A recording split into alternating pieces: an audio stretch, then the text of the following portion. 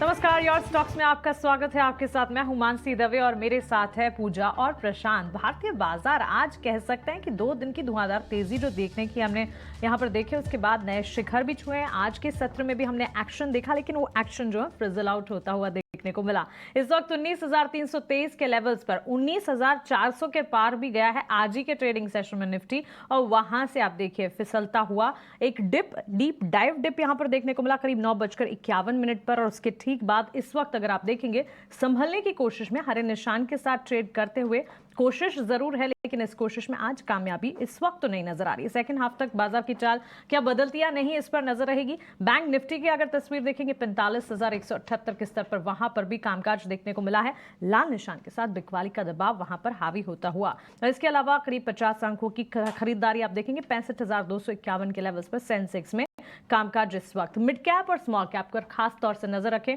क्योंकि यही वो पॉकेट्स है जहां पर काफी हद तक आपको मोमेंटम बिल्ड होता हुआ दिखेगा, और मिड कैप स्मॉल कैप में स्टॉक स्पेसिफिक मूव्स भी लगातार हैं। आज हम देख रहे हैं रेंज में मिड कैप स्मॉल कैप में कामकाज है, लेकिन अगर आप देखेंगे हरे निशान के साथ अब भी ये ट्रेड कर रहे हैं। तो क्लियरली आज का सेशन एक रेंज बाउंड सेशन कह सकते हैं, क्योंकि ऊपरी स्तरों से बाजार हल्के होते हुए दिखे हैं। लेकिन योर स्टॉक्स में आपके सवालों के जवाब देने की कोशिश होगी। हम हमारे टोल फ्री नंबर्स और सोशल मीडिया हैंडल्स लगातार आपके स्क्रीन्स पर फ्लैश करवाएंगे, और आप उन मीडिया हैंडल्स पर हमारे टोल फ्री नंबर्स पर कॉल कर सकते हैं, हमसे सवाल पूछिए। हमारे साथ दो एक्सपर्ट जुड़ेंगे, वो आपके सवालों के जवाब देने की कोशिश करेंगे। तो हमारे टोल फ्री नंबर और साथ ही हमारे सोशल मीडिया हैंडल्स पर हमसे सवाल पूछे, हम पूरी कोशिश करेंगे कि आपके सवालों के जवाब आपको मिल जाए। चलिए हमारे एक्सपर्ट को हमारे साथ जोड़ते हैं, उनसे समझते हैं कि इस बाजार में स्ट्रैटेजी क्या बनाई जाए। आपके सवालों के जवाब देने के लिए हमारे साथ खास मेहमान प्रॉफिट मार्ट सिक्योरिटीज के अविनाश गोरक्षकर जुड़ गए हैं, और साथ ही दी स्ट्रीट्स के कुणाल रामबिया भी है। अविनाश जी, कुणाल जी, बहुत स्वागत है आपका इचनाव स्वदेश पर अपना समय देने के लिए। आपका शुक्रिया। अविनाश सर, कैसे देख रहे हैं आज के मार्केट को? काफी एक्शन देखा है मार्केट ने, और एक ब्रीदर तो बनता है, और वैसा ही ब्रीदर आज देख रहे हैं हम। Good morning. हाँ, गुड मॉर्निंग मानसी। देखिए, बाजार में ड्रीम रन चल रही है। बाजार नया हाई टच कर रहा है। आज भी मेरे ख्याल से सुबह निफ्टी नया हाई टच किया है। तो कहीं न कहीं तो देखिए मुनाफ़ा वसूली तो आएगी, ऐसे कि इसमें कोई डाउट नहीं है। जो 3-4 दिनों में जो तेज़ी देखी है, उसमें कहीं न कहीं तो देखिए थोड़ा प्रॉफ़िट बुकिंग ज़रूर आएगा।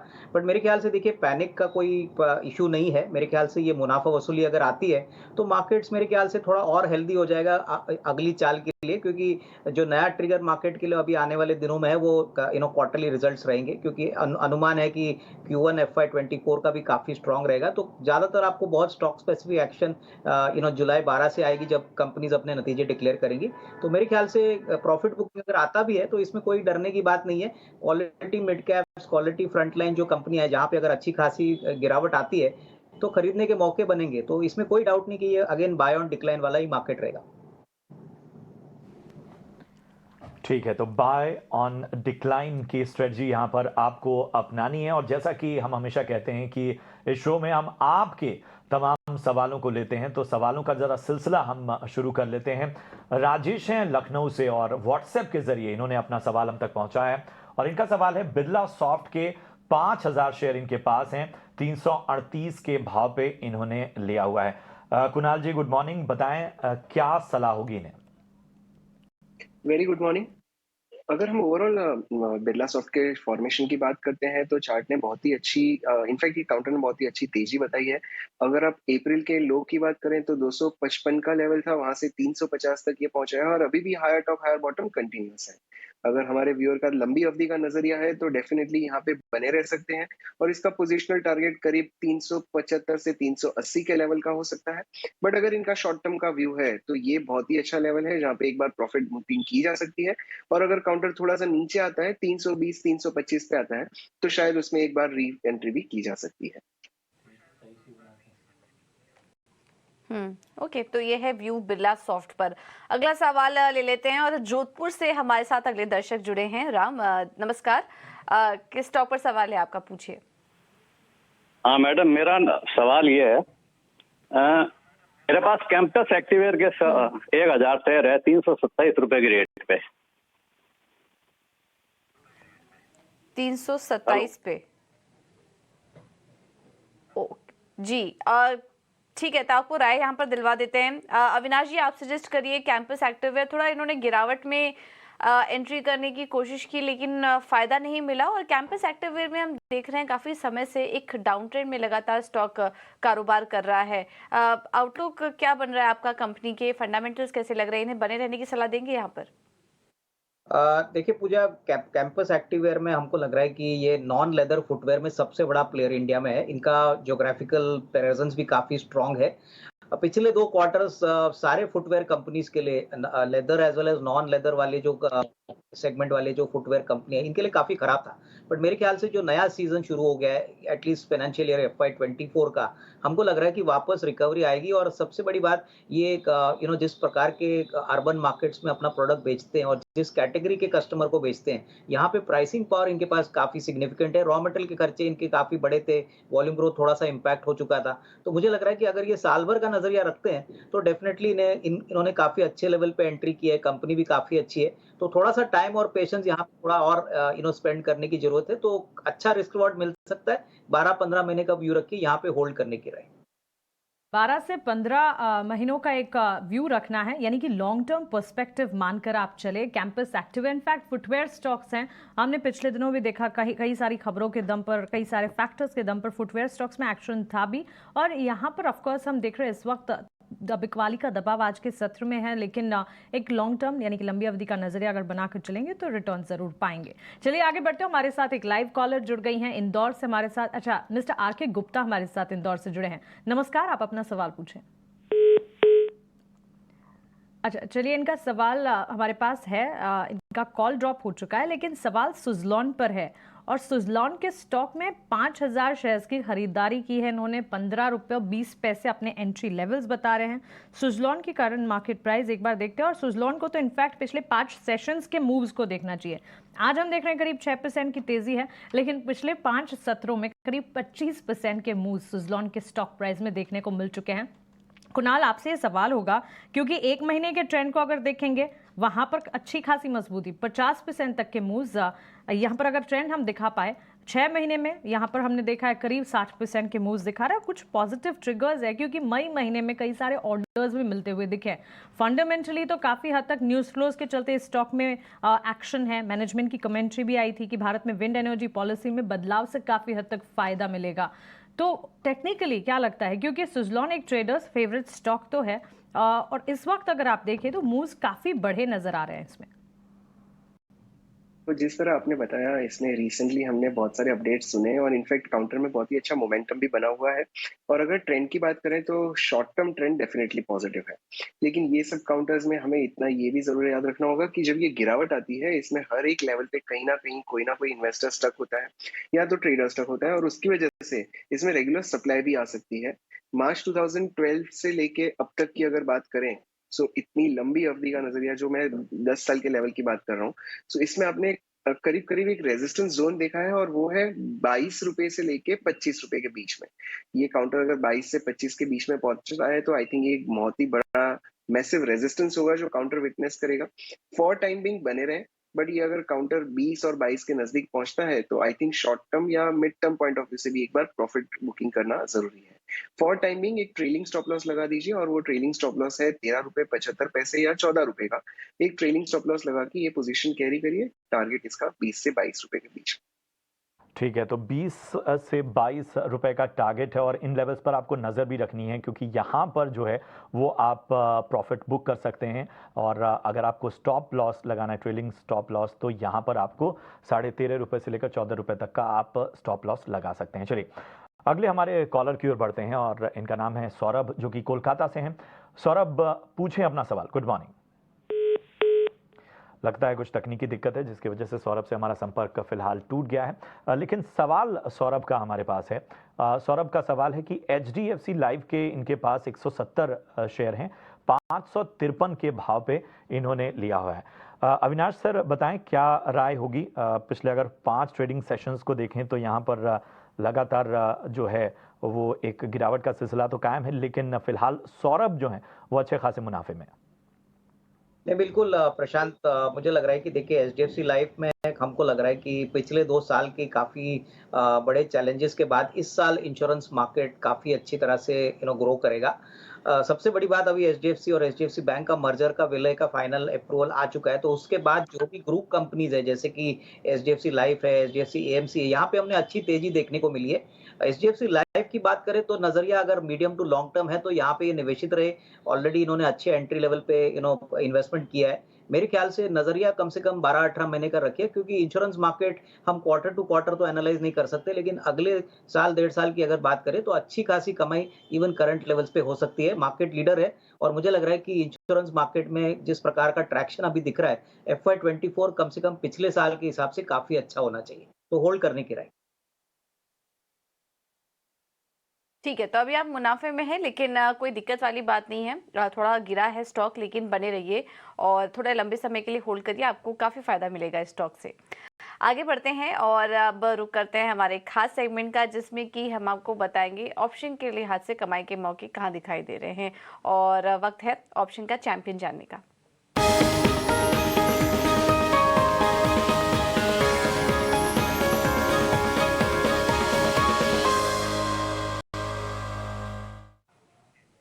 और ये स्ट्रैटेजी बताने के लिए हमारे साथ फिनवर्सिफाई की ध्वनि पटेल जुड़ चुकी हैं। ध्वनि, थैंक यू सो मच समय देने के लिए। आज क्या रणनीति सुझाएंगी आप?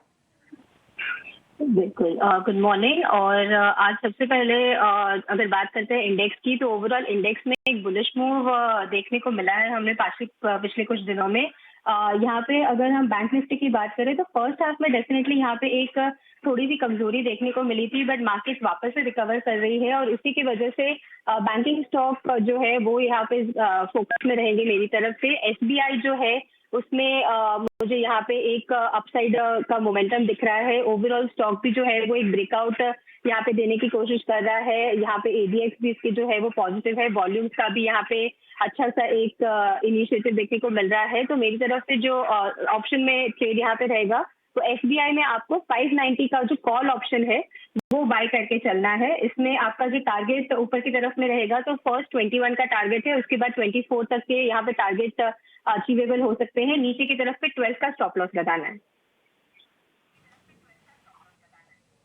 ठीक है, तो 12 रुपए के स्टॉप लॉस के साथ आप एसबीआई का कॉल ऑप्शन खरीद सकते हैं, जो कि इस वक्त 15 रुपए के आसपास कारोबार कर रहा है और 21 से 24 के लेवल्स के लिए आप यहां पर खरीदारी कर सकते हैं। और राइट ध्वनि, थैंक यू सो मच आपका समय देने के लिए और ये रणनीति सुझाने के लिए। तो इस वक्त एसबीआई अच्छा लग रहा है, यहाँ पर आप नजर रखिए। एक छोटे ब्रेक के बाद स्वागत है आपका। आप देख रहे हैं योर स्टॉक्स, जहां पर शेयर बाजार से जुड़े आपके हर सवाल के जवाब देने की होती है कोशिश। चलिए, हमारे साथ एक और लाइव कॉलर जुड़ गए हैं। दिल्ली से संजय गुप्ता हमारे साथ जुड़े हैं। संजय जी नमस्कार, पूछिए अपना सवाल। नमस्कार मैडम, मेरे पास गेल इंडिया के 2000 शेयर हैं 110 रुपए के भाव पर। मुझे इस समय इसमें क्या करना चाहिए मैडम? एक क्वेश्चन और था, पीएनबी के 3000 शेयर हैं 50 रुपए के भाव पर, तो क्या मुझे इस समय निकल जाना चाहिए या इसमें बने रहना चाहिए? ठीक है संजय जी, गेल और साथ ही पंजाब नेशनल बैंक दोनों पर खरीदारी कर रखी है, राइट आपने? जी मैडम, जी मैडम, जी मैडम। ठीक है, मुझे बताएं आप वैसे लंबी अवधि के निवेशक हैं या फिर शॉर्ट टर्म नजरिया बनाकर चलते हैं? नहीं, लंबी अवधि के, साल भर तक रख सकता हूँ मैडम मैं। ओके, ठीक है। गेल और पंजाब नेशनल बैंक, अविनाश जी, गेल वैसे तो अभी ताज़ा कुछ रिपोर्ट्स की माने तो पीएनजीआरबी हाइक, टैरिफ जो हाइक की खबर आई थी उससे कंपनी के रियलाइजेशंस में असर पड़ सकता है, हायर रियलाइजेशंस देखने को मिल सकते हैं, ये कुछ रिपोर्ट्स बता रही थी। गेल के स्टॉक प्राइस में आज एक मूवमेंट ज़रूर है, लेकिन इनकी खरीदारी 2000 शेयर्स की है और इन्होंने 108 के स्तर पर खरीदे हैं। लगता है कि ताज़ा खरीदारी इनकी on a long term basis GAIL और साथ ही पंजाब नेशनल बैंक। इनफैक्ट अगर पीएसयू बैंक स्पेस में देखेंगे तो पंजाब नेशनल बैंक इस वक्त लीड कर रहा है, 3% के रिटर्न्स है, इसमें भी इन्होंने खरीदारी कर रखी है। On a long term basis दोनों स्टॉक्स पर आपकी राय क्या होगी? मानसी, गेल की बात करें तो देखिए कंट्री का सबसे बड़ा पाइपलाइन जो ट्रांसमिशन के लिए यूज किया जाता है वो गेल का है। प्लस इनका सीएनजी बिजनेस में भी काफी बड़ा एक्सपोजर है, गुजरात गैस में भी इनका थोड़ा बहुत इक्विटी एक्सपोजर है, एमजीएल में भी है। तो मुझे लग रहा है कि देखिए जिस प्रकार का गैस का बिजनेस का ग्रोथ आ रहा है, प्लस अभी किरित का पर एक कमेटी के रिकमेंडेशंस आया कि वहाँ पे रॉ मटेरियल का खर्चा थोड़ा सा मॉडरेट किया है। मुझे लग रहा है कि ट्रांसमिशन एक बहुत बड़ा एलिमेंट है गैस को ट्रांसपोर्ट करने में, और इसमें कोई डाउट नहीं कि अगर नजरिया थोड़ा सा मीडियम टू लॉन्ग टर्म है तो गेल में अच्छा पैसा बनेगा। हालांकि इनकी पेट्रोकेमिकल बिजनेस में थोड़ा बहुत मार्जिन प्रेशर था, लेकिन मुझे लग रहा है कि ट्रांसमिशन बिजनेस में इनको अच्छी खासी कमाई होगी। तो आई वुड सजेस्ट दैट नजरिया थोड़ा सा लंबा रखिए। यहाँ से अभी उन्होंने रिसेंटली बाय किया है, तो अगर ये साल 1.5 साल का नजरिया रखते हैं तो डेफिनेटली इसमें अच्छी कमाई होगी। थोड़ा सा स्लो मूविंग स्टॉक जरूर है, बट इसमें कोई डाउट नहीं कि वैल्यू बन सकती है। और रही बात पंजाब नेशनल बैंक के शेयर में, तो देखिए शेयर वैसे भी ऊपरी लेवल से काफी पिट चुका है। क्रेडिट ग्रोथ अभी डबल डिजिट में हो रही है। इनके नंबर्स अगर हम देखें तो पिछले क्वार्टर काफी अच्छे थे, मैनेजमेंट की कमेंट्री भी काफी पॉजिटिव थी। तो यहाँ पे डेफिनेटली थोड़ा लंबा समय रखें, क्योंकि सारे पब्लिक सेक्टर बैंक अगर हम देखेंगे तो काफी समय के बाद पीएनबी अभी मूवमेंट ट्रैक्शन चालू हो चुका है, बहुत स्लो मूवर है। तो यहाँ पे भी लॉन्ग टर्म के लिए नजरिया रखें। करीबन 75-80 का एक टारगेट प्राइस आपको अगले 12-15 महीने में पॉसिबल लग रहा है। डिपेंडेंट है कि कैसे क्वार्टरली नंबर्स प्रेजेंट करते हैं और एसेट क्वालिटी कैसे नीचे आती है, बट यहाँ पे होल्ड करें। ठीक है, तो पंजाब नेशनल बैंक और गेल दोनों में आपको बने रहने की सलाह। हालांकि गेल में थोड़ा नज़रिया आपको ज़्यादा लंबा रखना पड़ेगा, साल 1.5 साल का नज़रिया रखना होगा और संकेत बेहतर है। चलिए अगले कॉलर की ओर बढ़ते हैं। एम के भटनागर साहब हैं दिल्ली से। एम के भटनागर साहब नमस्कार, पूछें अपना सवाल। नमस्कार, मेरे पास कैंप्स के 10 शेयर हैं about from last 1.5 year and my cost price is 2600 rupees, 2600 रुपए का जी। तो उसको क्या करना है? अभी इसके कुछ बढ़ने के आसार हैं या वी शुड एग्जिट, निकल जाना चाहिए? ठीक है, ठीक है। तो आपका नज़रिया लंबी अवधि का है या आप शॉर्ट टर्म नज़रिया चाहते हैं? रख सकता हूँ इसे अभी 6 महीने 1 साल तक। ठीक है, ठीक है, ठीक है। तो यहाँ पर जो है भटनागर साहब ने जो साफ तौर पर सवाल पूछा है उसको कुणाल से उस पर राय ले लेते हैं। कुणाल जी क्या कहेंगे? कैंप्स को अगर हम देखें यहाँ पर तो फिलहाल जो इनकी बाइंग प्राइस है उसे नीचे है। हालांकि अभी 6 महीने 1 साल तक और ये यहाँ पर स्टॉक को रखने के मूड में हैं, तो इनको आगे के लिए क्या सलाह होगी? हमारे व्यूअर ने जो बताया वो सही बात है कि 1 साल से ये काउंटर खास चला नहीं है। इनफैक्ट आप मई 2022 के बॉटम की बात करें तो काउंटर ने 2000 का बॉटम बनाया था और इनफैक्ट अभी रिसेंटली अप्रैल में भी 2000 का बॉटम बनाया और वहीं से घुमा है। और अगर हम टॉप से बॉटम की बात करें तो इसका जो हाई बना था वो करीब 4065 के पास बना था और 2000 तक ये आ चुका है काउंटर। That's 50% correction. अब ये ब्रॉडर कंसोलिडेशन में है। It's one of the best counters to watch out for. यहाँ से अगर नई इन्वेस्टमेंट्स भी करनी है इस काउंटर में तो डेफिनेटली कर सकते हैं। एक मोमेंटम लेवल मैं बताना चाहूंगा और वो है 2350 से 2400 के लेवल का। अगर ये काउंटर 2400 के ऊपर निकलता है तो क्विकली हमें ये 2650 तक के लेवल दिखा सकता है और शायद ये पूरा जो डाउन ट्रेंड है लंबी अवधि का जो हमने 2 साल से 1.5 साल से देखा है वो शायद एक अप ट्रेंड, एक नई रुझान शुरू करेगा। सो इसमें बने रहने की सलाह है। लंबी अवधि के लिए डेफिनेटली बने रह सकते हैं। शॉर्ट टर्म के लिए भी इसमें ट्रेड किया जा सकता है। 2350 के ऊपर नई बाइंग बनेगी। 2350 के ऊपर आप ट्रेड ले सकते हैं अगर आपको यहाँ पर ट्रेडिंग का नजरिया है तो खरीदारी जो है वो 2350 के ऊपर करिए। चलिए ये है राय कैंप्स पर। लेकिन अब कोलकाता से अगले दर्शक हमारे साथ जुड़े हैं। देवा ज्योति, नमस्कार, किस स्टॉक पर सवाल है आपका, पूछिए। नमस्कार जी, मेरा नाम Devjyoti, I am from Kolkata. Okay, right. Presently I am holding 620 shares of RITES Limited. Hello.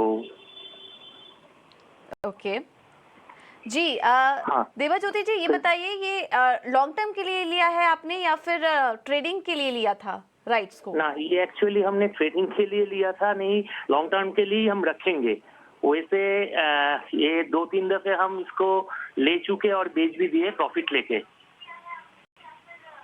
ठीक है, 2-3 दफे हम इसको नीचे लिए थे, उसके बाद प्रॉफिट भी ले चुके, 400 के आसपास बेच भी दिए। अभी फिलहाल लास्ट मेरा होल्डिंग 380 में है। वैसे दिखा जाए तो ये होल्डिंग मेरा 300 के आसपास है, वो अगर कैलकुलेशन करे तो।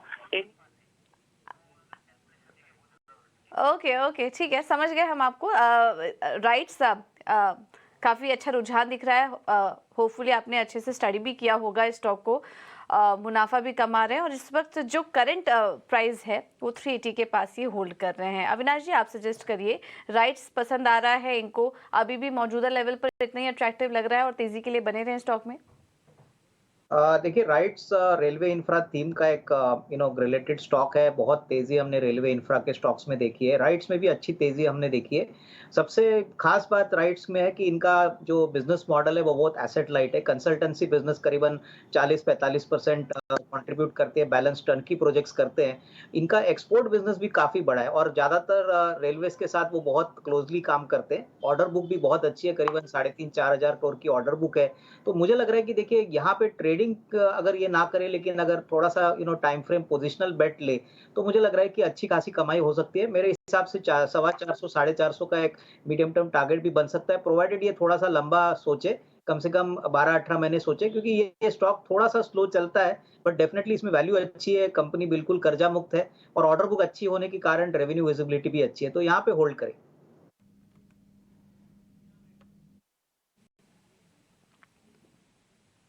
बिल्कुल ठीक है, तो ये है राय राइट्स पर। अभी भी आप होल्ड करके चल सकते हैं स्टॉक को।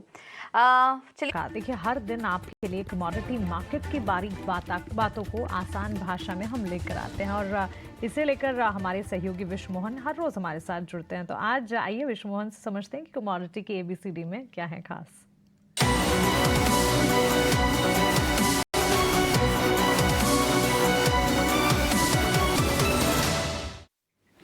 देखिए, कमोडिटी की ABCD में आज हम बात करने वाले हैं आयरन ओर की, यानी लॉ एस के बारे में, जिसकी ट्रेडिंग DCE पे सबसे ज़्यादा होती है, यानी डालियान कमोडिटी एक्सचेंज पर। और वहाँ पर अब गिरावट बढ़ती दिख रही है। एक मजबूत आउटलुक था, लेकिन उसके बाद से गिरावट इसलिए आ रही है कि जो सबसे अहम रॉ मटेरियल है स्टील कंपनियों के लिए, वहाँ वो डिमांड के मुताबिक इसकी डिमांड कर रहे हैं, उससे लगातार इसकी कीमतों में गिरावट आ रही है। कल के सत्र में भी हमने DCE पे इसमें गिरावट देखी, पहले भी गिरावट देखी। इसके अलावा भी जो पोर्ट पर जो डीस्टॉकिंग की लगातार कोशिश हो रही है, स्टॉक कम करने की कोशिश हो रही है और उसका दबाव यहाँ पर दिख रहा है। अब बात कर लेते हैं कि आयरन ओर का इस्तेमाल क्या होता है। सबसे ज़्यादा स्टील बनाने के लिए आयरन ओर का इस्तेमाल किया जाता है। इसके अलावा आयरन ओर का इस्तेमाल होता है रॉट आयरन, कास्ट आयरन और आयरन पाउडर बनाने के लिए। अब इन रॉट आयरन होता क्या है? रॉट आयरन का इस्तेमाल कास्ट आयरन का सबसे पहले समझिए कुकवेयर वगैरह में इस्तेमाल होता है। रॉट आयरन की बात करें तो गेट जो आप देखते हैं, दरवाजे बनाने में, रेलिंग्स बनाने में, फर्नीचर बनाने में, यहाँ पर रॉट आयरन का इस्तेमाल होता है।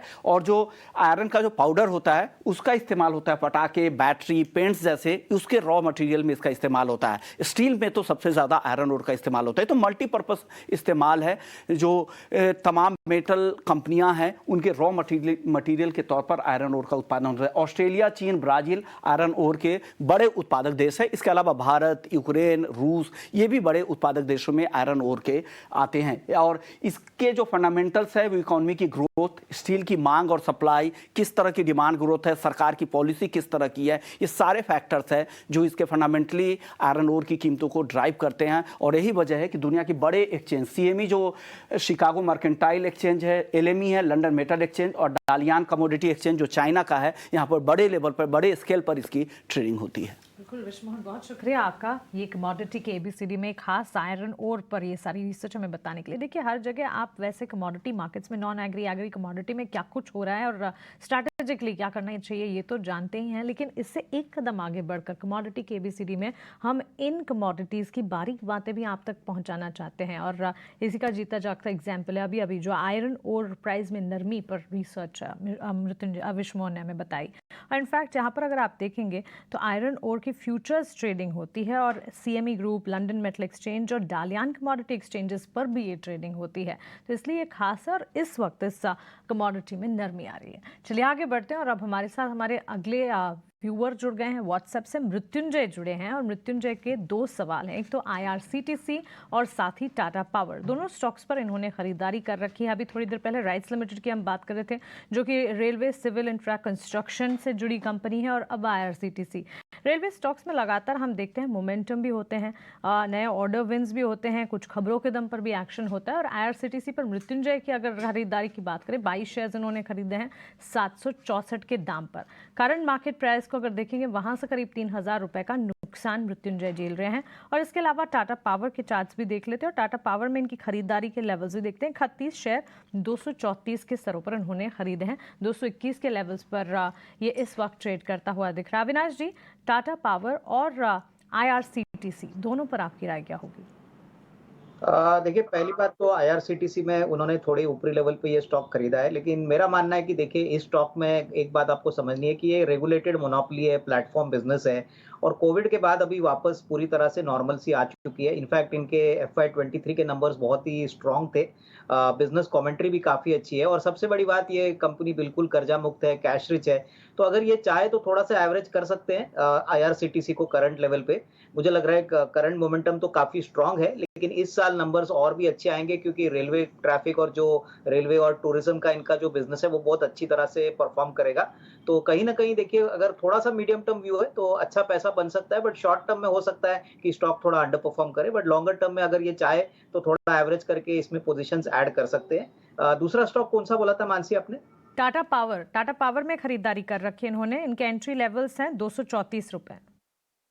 देखिए, टाटा पावर में भी मुझे लग रहा है कि लंबी अवधि के लिए ही ये स्टॉक अच्छा तरह से वेल पोज़िशन्ड है। इन्होंने पहले से ही कहा है कि पावर जनरेशन का बिज़नेस तो चलता रहेगा, बट सोलर और रिन्यूएबल एनर्जी में ये बहुत बड़ा कंट्रीब्यूशन अभी अगले 1.5-2 साल में एक्सपेक्ट कर रहे हैं। In fact already electric vehicle infrastructure में भी इन्होंने कदम निकाला है, काफ़ी टाई अप्स भी उन्होंने किए हैं। तो मुझे लग रहा है कि देखिए in the short term stock थोड़ा कंसोलिडेट होगा, लेकिन पिछले क्वार्टर, फोर्थ क्वार्टर का अगर हम नंबर्स देखें, तो उम्मीद से बेहतर नंबर आए थे। और वही अगर ट्रैक्शन हमको अगर आने वाले साल में दिखती है, तो मुझे लग रहा है कि काफ़ी अच्छी बढ़त इस स्टॉक में मिलेगी। थोड़ा-सा पेशेंस इन्वेस्टर्स का इन्होंने टेस्ट किया है क्योंकि स्टॉक बहुत ही लंबे समय तक एक छोटी रेंज में घूम रहा है। बट अगर नज़रिया अगर वापस मीडियम लॉन्ग टर्म है, तो ये अपने पोर्टफोलियो में ज़रूर रखिए। थोड़ा-सा लंबा सोचिए, इसमें रिस्क रिवार्ड लॉन्गर टर्म में अच्छा बनेगा। बिल्कुल, तो दोनों ही स्टॉक में नज़रिया थोड़ा लंबा रखिए और ख़ासतौर पे टाटा पावर में आपको रिस्क रिवॉर्ड बेहतर आगे मिल सकता है। चलिए, अगले कॉलर की ओर बढ़ते हैं। राजीव हैं चंडीगढ़ से। राजीव जी नमस्ते, पूछें अपना सवाल। Good morning. मेरा सवाल है स्टरलाइट टेक्नोलॉजीज को लेके। मेरे पास 1000 शेयर हैं, 121 का एवरेज प्राइस है इसका। ठीक है, ठीक है। कुणाल बताएं क्या करना चाहिए अगर हम स्टरलाइट टेक्नोलॉजी को न्यूज़ के नज़रिए से देखें तो हाल ही में इन्होंने जो देश की पहली वाटर मेट्रो सर्विस है, कोच्चि वाटर मेट्रो सर्विस, वहाँ पर एक बहुत ही बड़े स्तर का कम्युनिकेशन सर्विस स्टार्ट किया है, वहाँ पर इन्होंने एक डील की है। इसके अलावा भी लगातार जो है नज़र इन पर बनी हुई है। किस तरह से देखते हैं, क्या होगी सलाह इनको? ओवरऑल अगर इसके फॉर्मेशन की हम बात करें तो नवंबर 2020 में इस काउंटर ने 145-150 पे एक बेस बनाया था और वहीं से एक बहुत ही अच्छी रुझान दिखाई थी जो 310 तक गई थी। वहां से करेक्शन आया अगस्त 2022 से लेके अब तक ये काउंटर ने 145 का जोन अब तक नहीं तोड़ा है और यही एक जोन है जहाँ पे ये कॉन्स्टेंटली 2 से 3 साल से एक सपोर्ट ले रहा है। सो यहाँ से रिस्क रिवॉर्ड रेशियो तो बहुत ही फेवरेबल है। अगर लंबी अवधि का नजरिया है तो यहाँ पे डेफिनेटली बने रहने की सलाह होगी। स्टॉप लॉस बनेगा 135 का। और अगर शॉर्ट टर्म का नजरिया है तो यहाँ पे इसमें मोमेंटम जो रुझान हम बताते हैं वो है शायद 160 के ऊपर बनेगी। इसका शॉर्ट टर्म का टारगेट फिर 175 का आएगा। But I think looking at the structure I would say अगर थोड़ा अगर होल्ड करने का नजरिया है तो इस काउंटर में डेफिनेटली बने रहें। इसमें बहुत ही अच्छा मोमेंटम कभी भी आ सकता है। स्टरलाइट टेक में बने रहने की राय। अहमदाबाद से राजेश जी हमारे साथ जुड़े हैं फोन लाइन पर। राजेश जी नमस्कार, किस स्टॉक पर सवाल है आपका, पूछिए। Pyramid pharma. हेलो जी हेलो, पिरामिड फार्मा है आपने Rajesh ji? Pyramid pharma share है जी। हेलो, हाँ 95 से लिया हुआ है। हेलो ओके, ठीक है, आपका सवाल है हमारे पास। 1000 शेयर्स इन्होंने 95 पर लिया हुआ है। इस वक्त देखें तो इनके खरीद के पास ही स्टॉक कारोबार भी कर रहा है। ठीक से बात नहीं हो पाई कि कितने टाइम के लिए रुक सकते हैं स्टॉक में। बट कुणाल आप ही सजेस्ट करिए, पिरामिड फार्मा भी हाल फिलहाल की खरीद है, तेजी के लिए रुके रहे हैं अभी स्टॉक में? अगर हम पिरामिड फार्मा के ओवरऑल फॉर्मेशन की अगेन बात करें तो एक ट्रेंड तो इसमें बहुत ही अच्छा बना हुआ है और वो मार्च 2023 के बॉटम से लेके अब तक ऑलरेडी 50% रिटर्न भी दे चुका है।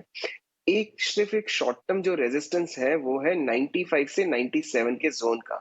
और ये अगर मैं हिस्टोरिकली डेटा की बात करूं तो फेब 2023 में वहीं पे ये काउंटर कंसोलिडेशन में था और वहीं से गिरा था, और रिसेंटली अगर आप देखें तो जून से लेके अब तक ये काउंटर सेम रेजिस्टेंस पे रुका हुआ है। सो शॉर्ट टर्म नजरिया होगा तो डेफिनेटली यहाँ पे एक बार एग्जिट कर दीजिए।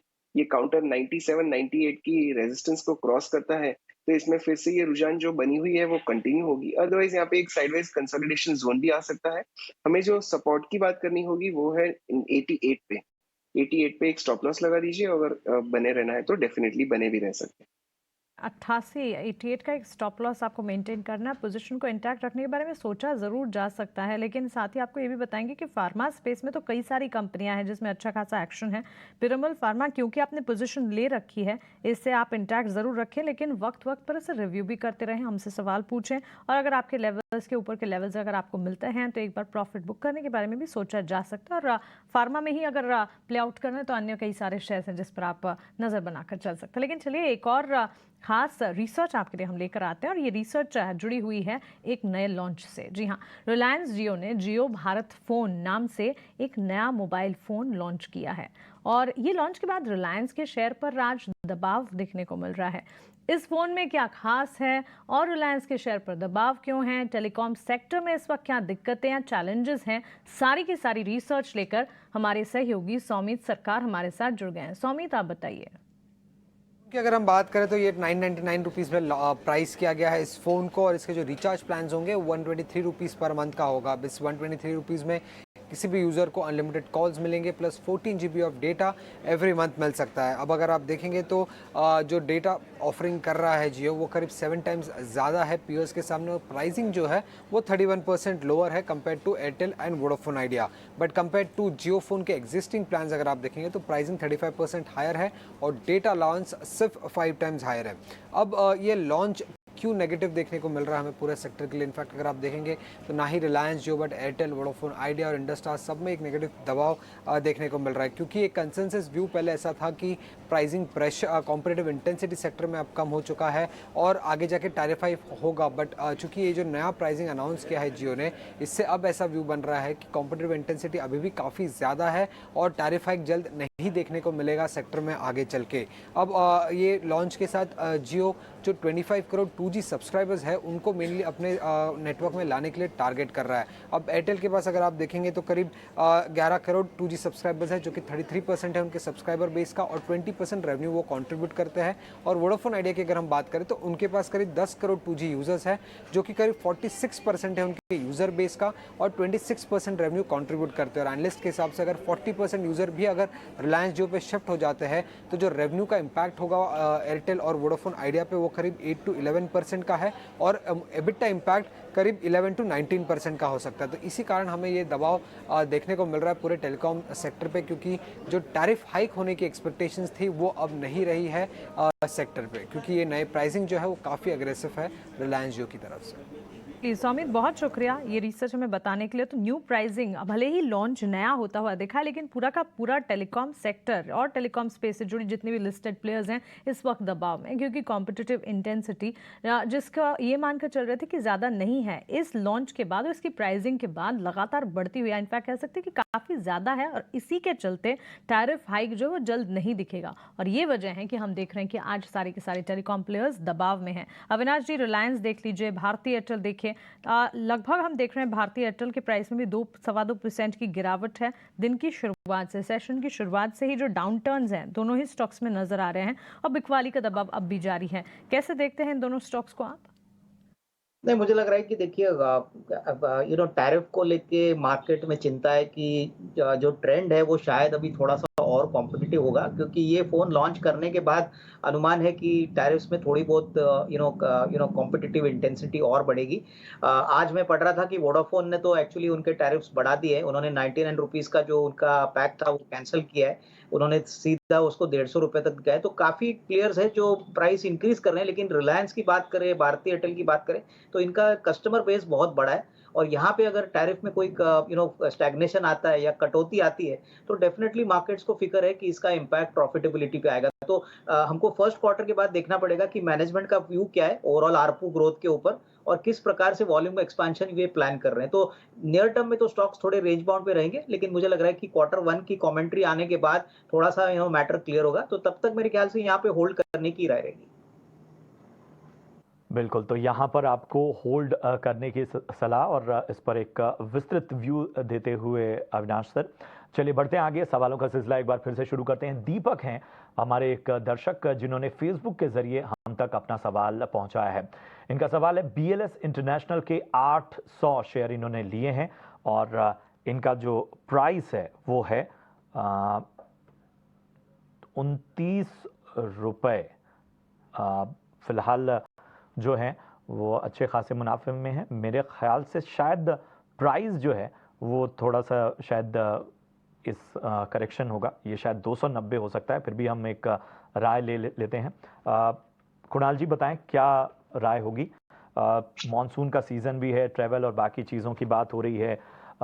इंटरनेशनल जो टूरिज़्म है, इसके साथ ही जो बहुत सारे छात्र हैं जो कि पोस्ट कोविड विदेशों में जो हैं वो लगातार अपने लिए संभावनाएं तलाश कर रहे हैं।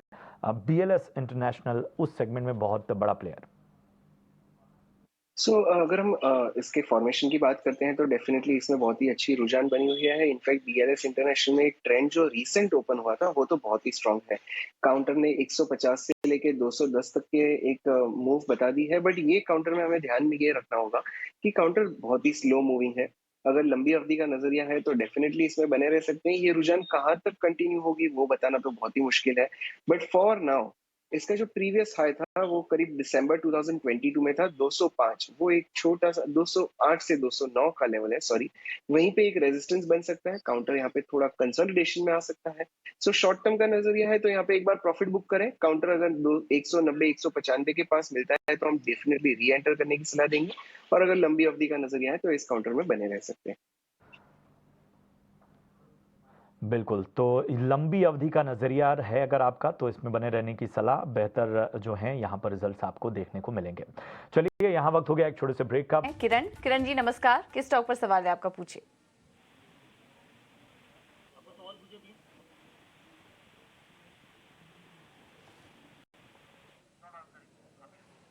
चलिए किरण जी तक हमारी आवाज़ नहीं पहुंच पा रही है, लेकिन उनका सवाल है ग्लोबल स्पिरिट्स इन्होंने लिया हुआ है। 89 शेयर्स हैं और 75 के लेवल पर इन्होंने एंट्री की हुई है। किरण जी ने काफ़ी पहले की खरीद लग रही है। लॉन्ग टर्म निवेशक हमें मालूम पड़ रहे हैं। बात नहीं हो पाई इनसे, वरना इन्हें कॉन्ग्रेचुलेट करते। इतने समय तक इन्होंने स्टॉक को होल्ड रखा। हालांकि पेशेंस भी अच्छा है, क्योंकि ग्लोबल स्पिरिट्स तो टूटा भी काफ़ी ज़्यादा था, तब भी ये नहीं निकले, और उसके बाद हम अब रिकवरी भी देख रहे हैं और उसका भी फ़ायदा यहाँ पर मिल रहा है किरण जी को। अविनाश जी, ग्लोबल स्पिरिट्स अभी शानदार गेन पे हैं, 75 रुपये पर इन्होंने एंट्री की होगी। क्या करें स्टॉक में, अभी भी लॉन्ग टर्म के लिए बने रहें या फिर थोड़ा मुनाफा बुक करने की राय देंगे स्टॉक में? पूजा, मुझे लग रहा है कि देखिए इन्होंने बहुत ही अच्छे लेवल पे एंट्री की है। थोड़ा बहुत मुनाफा वसूल जरूर इनको करना चाहिए, क्योंकि इनका कैपिटल रिकवर होता है तो बाकी बैलेंस शेयर्स उनके लिए फ्री हो जाते हैं। लेकिन इस कंपनी में जो बड़ा राइज आ गया है, इसका एकमात्र कारण था कि इन्होंने अपना जो प्रोडक्ट मिक्स है वो वैल्यू एडेड प्रोडक्ट्स की तरफ मुड़ा था, और इसी कारण से प्रॉफिटेबिलिटी बहुत तेजी से बढ़ी।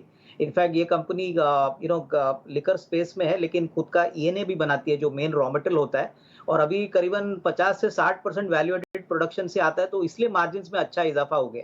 तो मेरे ख्याल से अगर देखिए इनका कोई बेचने का इंटेंशन नहीं है और ये अगर होल्ड कर सकते हैं तो मेरे ख्याल से बैलेंस क्वांटिटी होल्ड करें। अगले साल 2 साल मुझे लग रहा है कि अच्छी खासी ग्रोथ इस कंपनी में अभी भी इस लेवल पे आएगी।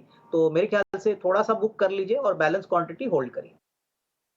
प्रॉफिट बुक कीजिए और बैलेंस क्वांटिटी को मेंटेन कीजिए, क्योंकि यहाँ से और ज़्यादा मजबूती नजर आ सकती है। लेकिन पार्ट प्रॉफिट बुक करने की भी राय आपको मिलती हुई दिख रही है। ग्लोबल स्पिरिट्स पर करीब 1.5 से 2% की तेजी 1289 के लेवल्स पर इस वक्त ट्रेड करता हुआ। मार्केट आपकी स्क्रीन पर 19,347 के लेवल्स, 19,400 से सीधा 19,347 के स्तरों पर निचले स्तरों से संभलने की कोशिश और रिकवरी हम देख भी रहे हैं। ये अटेम्प्ट कितनी ज्यादा कारगर साबित होती है, इस पर नजर रहेगी। सेकंड हाफ में क्या बाजार की चाल वापस से खरीदारी की तरफ बढ़ती या नहीं, इस पर नजर रखेंगे। रामचंद्र जी हैदराबाद से हमारे साथ जुड़ गए हैं। रामचंद्र जी नमस्कार, सवाल पूछिए अपना। हाँ, good morning madam. Good morning. ये एक्चुअली मेरे पास में DCS सिस्टम्स के 1521 शेयर्स है मैडम। तो उनका एवरेज प्राइस जो मेरा लिया हुआ है वो 244 पे लिया हुआ है मैडम। ठीक है। तो मैंने शॉर्ट टर्म के लिए लिया मैडम, तो मैं उसके वो कंटिन्यू कर सकता हूँ मैडम? ओके, ठीक है, 1500 शेयर्स है कुणाल DCX सिस्टम्स के। एवरेज प्राइस अपनी 243 रुपए बता रहे हैं, 258 रुपए के लेवल्स पर इस वक्त ट्रेड करता हुआ दिख रहा है। एरोस्पेस डिफेंस के सेक्टर में तो काफ़ी एक्शन है ही, DCX सिस्टम्स पर कम बातचीत होती है। वैसे एमटार टेक्नोलॉजीज जैसे स्टॉक्स में हम लगातार बातचीत करते भी हैं, लेकिन एरोस्पेस डिफेंस में क्या आपको लगता है DCX सिस्टम्स एक अच्छा चुनाव है, और अगर हाँ तो इन्हें करना क्या चाहिए? और अन्य कोई काउंटर एरोस्पेस डिफेंस में अगर आपके रेडार पर है वो भी आप बताएं। सी इनफैक्ट DCS सिस्टम बहुत ही अच्छा लग रहा है। रीजन बीइंग एक मैसिव सा कर्व फॉर्मेशन बना था। इसकी लिस्टिंग रिसेंटली हुई थी नवंबर 2022 में। काउंटर करीब करीब 320 से लुढ़क कर नीचे 145 तक आया था और फिर से 250 तक आ चुका है। और ये जो मैसिव जो कर्व फॉर्मेशन है, इसमें डेफिनेटली बने रहने की सलाह होगी, because every spike you can witness the good volumes actually on every spike. And recently अगर आप देखें तो इसमें एक बेस फॉर्मेशन हो चुका है और वो है 250 के लेवल का। काउंटर 250 के नीचे जा ही नहीं रहा है। सो एक स्टॉप लॉस यहाँ पे मेंटेन करें 245 का, और इस काउंटर में डेफिनेटली बने रहने की सलाह होगी। आई थिंक ये काउंटर हमें नजदीक के समय में ही 305 से 310 तक के लेवल्स बता सकता है। ठीक है, तो खास नज़रिया, खास रणनीति बनाने की सलाह स्टॉक पर। और चलिए अपने अगले कॉलर की ओर बढ़ते हैं। विकास हैं दिल्ली से। विकास जी पूछें अपना सवाल। Good morning. Good morning sir. मेरे पास लक्स इंडस्ट्रीज के 12 शेयर्स हैं 3022 के प्राइस में। इस पे मैं आपकी राय जानना चाहता हूँ कि इसे लॉस बुक कर लिया जाए। अब ये मेरे पास ये 1 साल से ज़्यादा से होल्डिंग है। ठीक है, ठीक है।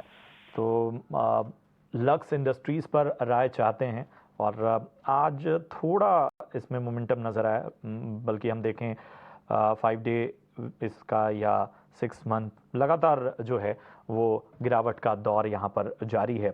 और यही वजह है कि साफ तौर पर सवाल यही है उनका कि लॉस बुक कर लेना बेहतर है क्या? अविनाश सर, क्या होगी आपकी राय लक्स इंडस्ट्रीज पर?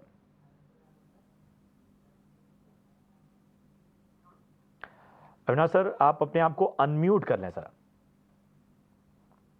सॉरी।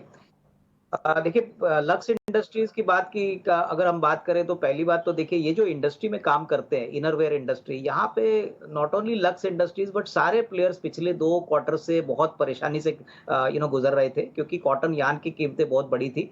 इनफैक्ट लक्स इंडस्ट्रीज के भी नतीजे कोई खास आए नहीं। प्लस उसके बाद जो कॉम्पिटिटर्स थे जैसे पेज इंडस्ट्रीज हो गया, डॉलर हो गया, यहाँ पे भी नंबर्स बहुत वीक आ गए। लेकिन अभी थोड़ा सा इन कंपनीज को एक अच्छी राहत की बात मिली कि कॉटन की कीमतें गिरी है, यार्न के प्राइसेस गिरी है, और उसका बेनिफिट डेफिनेटली सारे प्लेयर्स इंक्लूडिंग लक्स इंडस्ट्रीज को मिलेगा।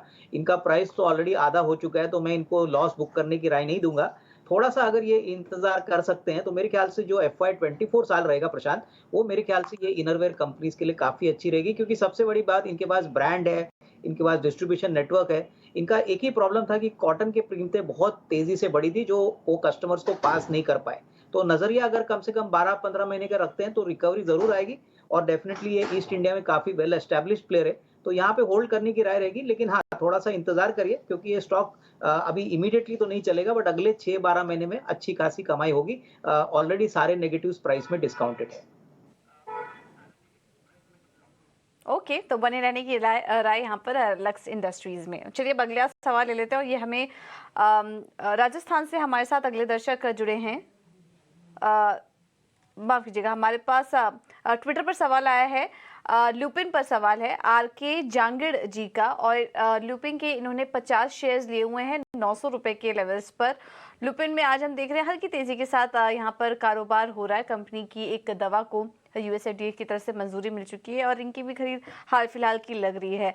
No profit no loss zone में है, ज्यादा कुछ यहाँ पर एक्शन नहीं दिख रहा है। ल्यूपिन में कुणाल, आप सजेस्ट करिए 900 के आसपास की खरीद है इनकी, बने रहे और तेजी के लिए।